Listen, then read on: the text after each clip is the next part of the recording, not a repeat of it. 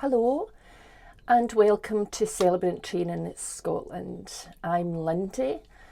I'm the person who founded Celebrant Training Scotland. I'm the lead tutor. I'm the chief cook and bottle washer, as my daddy used to say. And if you're watching this wee video, if you're on this page, I'm assuming that you are in some way interested in becoming a funeral celebrant. And so this is a wee video to tell you a bit more, because we do have a couple of courses coming up. We have in August, we've got a funeral celebrant training course, and then we have an advanced course for practicing funeral celebrants. But this one is primarily about people who are stepping into celebrancy and who want to become funeral celebrants.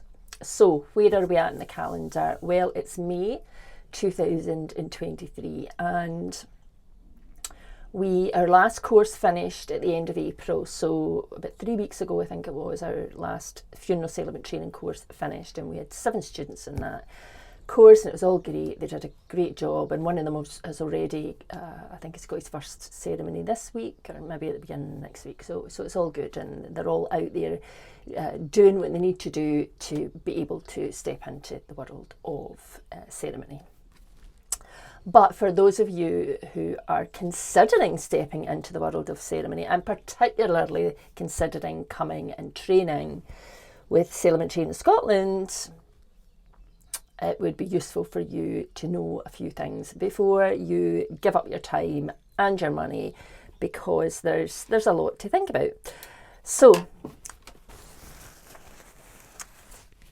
being a funeral celebrant or being a ceremonialist, because I don't just do funerals, I do all different kinds of ceremonies, from baby namings to coming of age ceremonies, betrothal ceremonies, marriage ceremonies, which marriage ceremonies are a bit different from all the other ceremonies because they're the only ones that have a legal aspect, and that's a bit complicated in Scotland, so we're not going to go in there.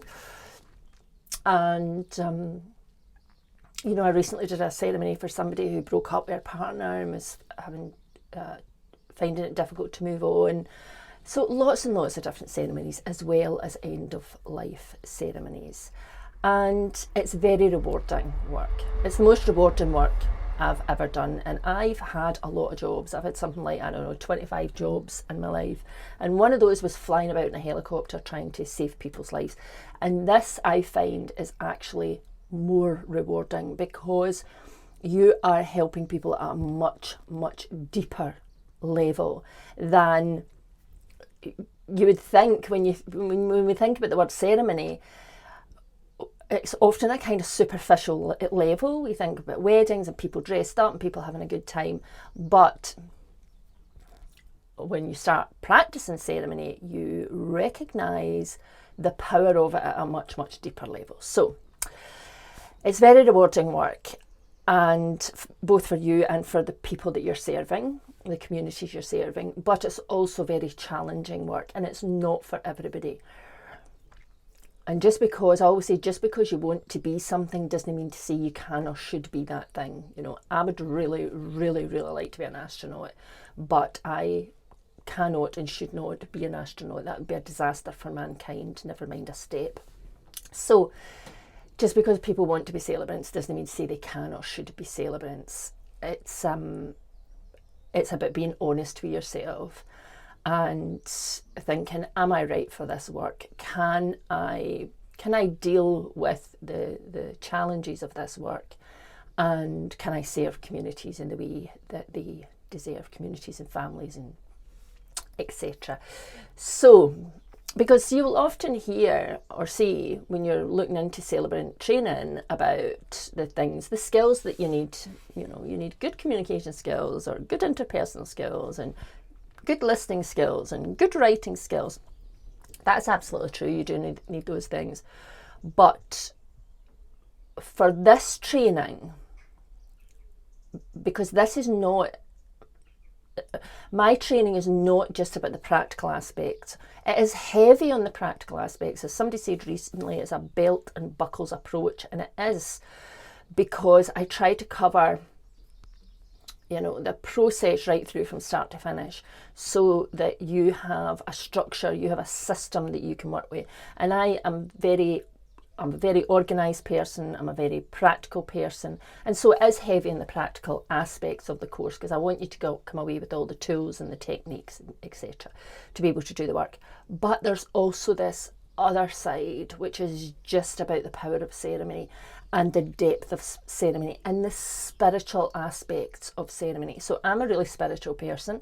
I'm an interfaith minister, and I can't and would not switch that off to be in a training room with people. Instead, I'm trying to bring these two together so that, yes, you know all the ABCs of being a funeral celebrant, but that you are thinking beyond that. You are thinking about the purpose of ceremony and what ceremony is actually doing for people. Not just standing up with a book, reading somebody's life story, but using this vehicle of ceremony to help people move through this change that's happening in their life, because all ceremony involves change. And so before anybody comes on the course, I need them to consider that, because we do talk about things like holding space for people. Now, it might be at the moment that you're listening to this going, holding what? I've no idea, and that's okay. But what I'm trying to do is plant the seeds in there so that you want to discover more about that, what that means to be standing in a room holding space. And holding space is a bit like pornography. It's really difficult to try and explain it, but you know it when you see it, right? And it is. If somebody's holding space really, really well, then you can feel it.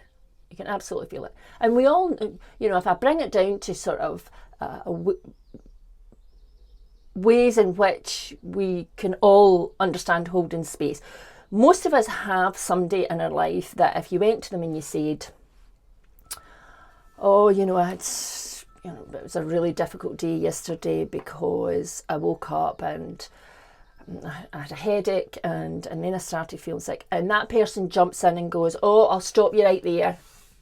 The last 3 nights I've woken up at 2 o'clock in the morning, my head's been banging, and then I got up at 7 o'clock, and they completely take over your space. They are not holding space for you. They are only holding space for themselves. And you are left feeling unheard, unvalued, unworthy, because what you were trying to bring in, and for whatever reason, just to explore it, just to offload, to get advice, whatever it might be, has just been completely discounted, and the spotlight's been turned onto them. We all know people like that. But conversely, hopefully, we all know people who, when they're talking to you, they make you feel as if you're the only person in the room. You're the only person that matters, and their whole focus is on you and listening to you, not with the intent to fix you or make it better, just to sit there with you, just to listen to you, just to hold that space where you're bringing your experience, whatever's going on, forward. That's holding space, both in not very good ways and in good ways.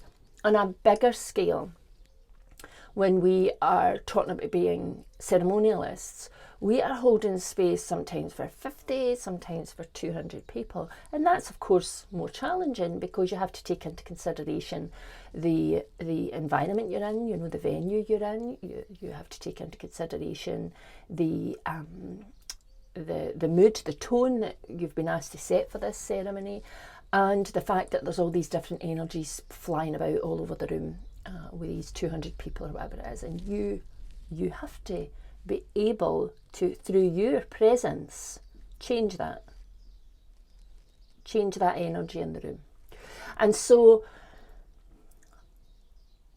right throughout the course, I was going to say a lot of the course focuses on that as if it's a kind of standalone part. It's there from the start. From the very moment you got up behind the lectern, I'm trying to get you to come into your own being and to be present and to be aware of the room and the space and how you're holding that space. And it doesn't matter if that doesn't happen at the beginning, or you feel as if you're holding the space in a no very great way. It's so that you, when you go out after the 4 days and you start doing this work, you can start working with that, because I absolutely promise you, the more you can develop that and you can hold space for people in the right way, much better ceremonies that you'll be delivering. So the training is not just about, as I said, the ABCs. It's about much more. We're trying to go much deeper. Now, bear in mind, we only have 4 days together, so it's not a huge amount of time. But what I have found, and this has evolved, there's definitely been an evolution from when I first started. What I have found is that, and maybe not all of the students, so if there's 6 students in the room, that's what there usually is, although I'll be hopefully moving to a bigger venue, so there might be a few more students. But if we get 6 students in the room, I would say like 4 out of those 6, there's been a spark ignited, there's been a seed planted, and they will say after the course and the feedback that they love that aspect of it, that idea of the sacredness of ceremony and understanding the power of ceremony, which is wonderful, because that's what it used to be like. If we go back to ancient times, that ceremony would have been sacred. It would have been a sacred vessel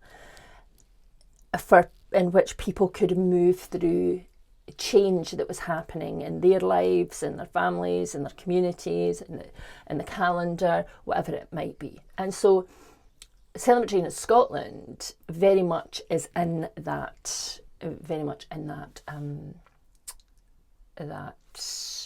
I don't even know which word to use, but that's what we're trying to get to. The intention is to teach you the practical skills, but also to plant these seeds to be thinking about ceremony in a totally different way. But as I say, it's challenging. There's a lot of work.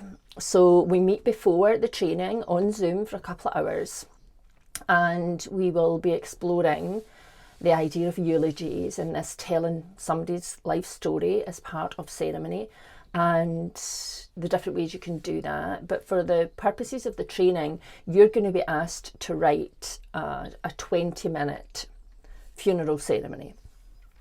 And within that, you will write a chronological eulogy. And the reason for that is that because that's what people at this point in time, they recognise the most, a chronological eulogy, a biographical eulogy. You don't have to do it that way, and we will talk in the course about that. But for the purposes of the course, you're going to do that.